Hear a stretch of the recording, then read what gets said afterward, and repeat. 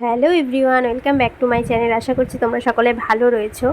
তো সকালবেলা ঘুম থেকে উঠে চলে এলাম ব্রেকফাস্ট বানাতে। তো প্রথমে চা করে নিচ্ছি। এই দেখো, দুধ জাল দিতে গিয়ে কতটা দুধ পড়ে নষ্ট হলো। তো বরমশাইয়ের ছিল ছুটি। এই ব্লগটা হচ্ছে 22 তারিখের। তো আমি একটু দেরিতে আপলোড করলাম। এর ওপর একটা শর্টস আপলোড করেছি, দেখে নিও তোমরা যারা এখনও দেখোনি। তো সেদিন ছিল আমাদের লাভ অ্যানিভার্সারি, মানে আমাদের সম্পর্কে 14 বছর পূর্ণ হয়েছিল।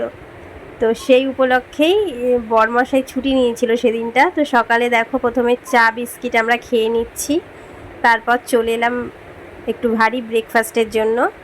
তো বরমশাই যেহেতু ডিম রুটি খেতে ভালোবাসে, মানে টোস্ট, এগ টোস্ট, তো সেটাই তৈরি করছি দুজনের।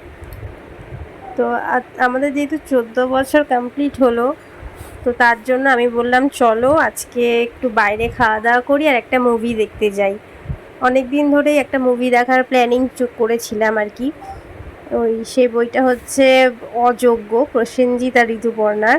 বরাবরই ছোটোবেলা থেকে এদের বই দেখেই বড় হয়েছি আমরা 90s যারা রয়েছি। আর ছোটোবেলা থেকেই প্রসেনজিৎ অ্যান্ড ঋতুপর্ণার জুটি আমার ফেভারিট। তো যখনই এদের বই এখন রিলিজ করে সেটা আর না দেখে থাকতে পারি না। প্রাক্তনও হলে গিয়ে দেখেছিলাম, আর তারপরে এই অযোগ্য বইটা দারুণ হয়েছে গাইস, দারুণ। তো তোমরা যারা দেখতে চাও তারা কিন্তু দেখতে পারো। ভীষণই ভালো একটা বই, ফ্যামিলি মুভি, সবার সাথে দেখা যায়, কোনো রকম মানে কি বলবো দৃষ্টিকটু কিছু নেই বইটার মধ্যে। তোমরা ফ্যামিলির সাথে গিয়ে দেখতে পারো। তো দেখো, আমার এখানে ডিম পাউরুটি তৈরি হয়ে গেল, আর এখানে টিটু মিঠু সকালে উঠে শুরু হয়ে গেছে বাইরে বেরিয়ে।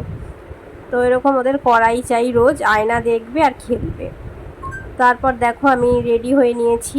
লাঞ্চটা শেয়ার করলাম না, একদম সাদামাটা করেছিলাম যেহেতু মুভির ডেট ছিল দেখার।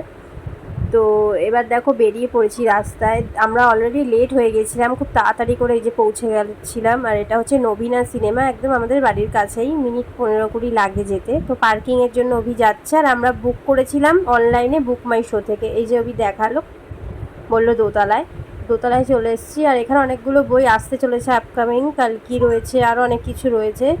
তো এই যে ঢুকছি এখন। হলে তো এইভাবে শ্যুট করা যায় না, কপিরাইট খেয়েও গেছিলাম, তার জন্য ভিডিওটা ডিলিট করে আবার রিপোস্ট করতে হলো।